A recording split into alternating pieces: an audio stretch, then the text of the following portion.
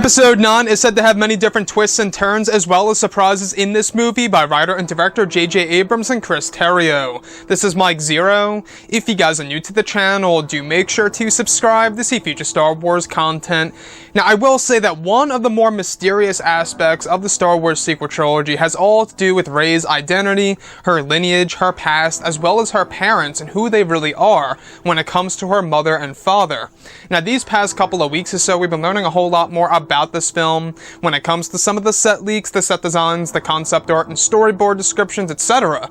One of which has all to do with Rey's mother in Episode 9 and a huge hint and/or indicator of her real name in the movie. Specifically, a description of a young Rey inside of a tent on a desert world, where it's described a woman in a white dress that has a deep resemblance to Rey, with the same hairstyle, picks her up and kisses her on the forehead. The next goes over a sequence in which it is described as Rey's mother, putting Rey down, to which the sequence is said as Melinza reunites with Rey. The next goes over a now adult Rey staring at an empty tent at night on a desert world, where the vision between a young Rey and Rey's mother, dubbed as Melinza, have vanished. So I want to go over a couple of parts about this and what really does intrigue me about all of this. Now, first things first, the name Melinza, I don't really know if there's a meaning to that or if there's a real, meaning to the actual name there in the background or the backstory. If you guys do know, let us know below in the comments.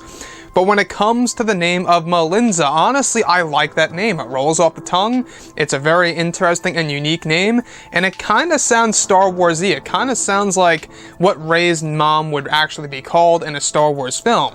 So we do know that this whole entire film is going to have a lot of revelations, a lot of new truths that come out for the characters of Rey, Kylo Ren, Luke, Snoke, you name it, in order to really make us look back at episodes 7 and 8 in a different light.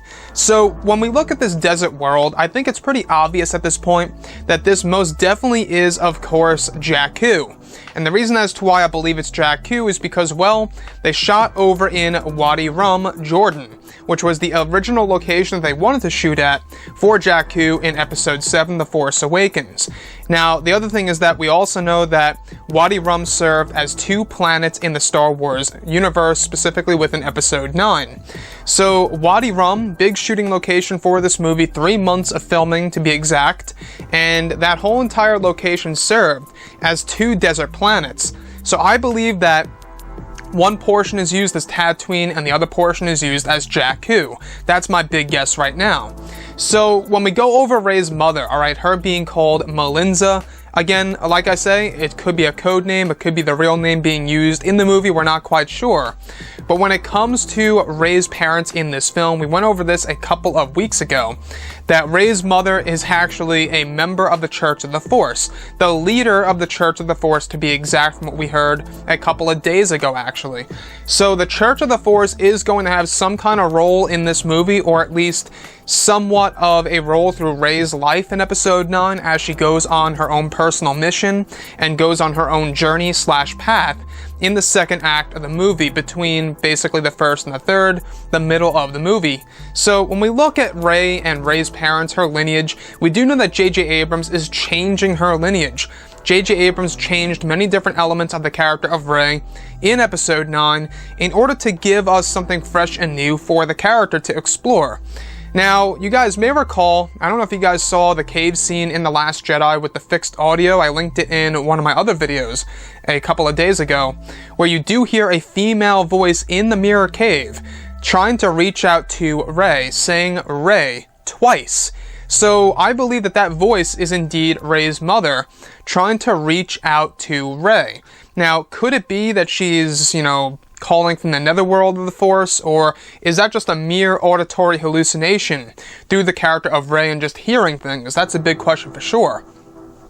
So like I say, J.J. Abrams, the big point of Episode 9 is to not only answer a lot of the burning questions from The Force Awakens that were not answered in The Last Jedi, but it's also a way to set up new questions in the beginning of the movie that will be answered at the very end of Episode 9, as well as some major revelations coming our way that are related to the lineage of Rey in Episode 9.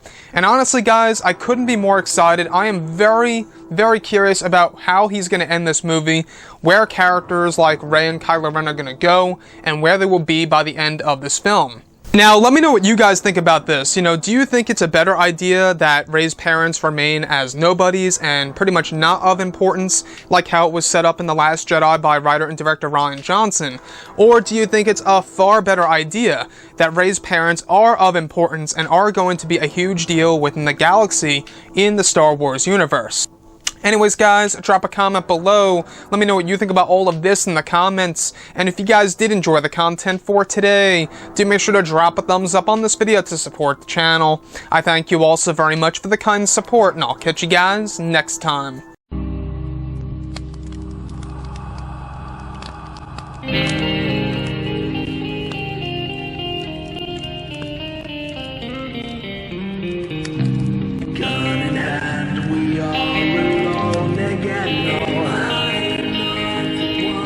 From night to moon, we hear them moans again.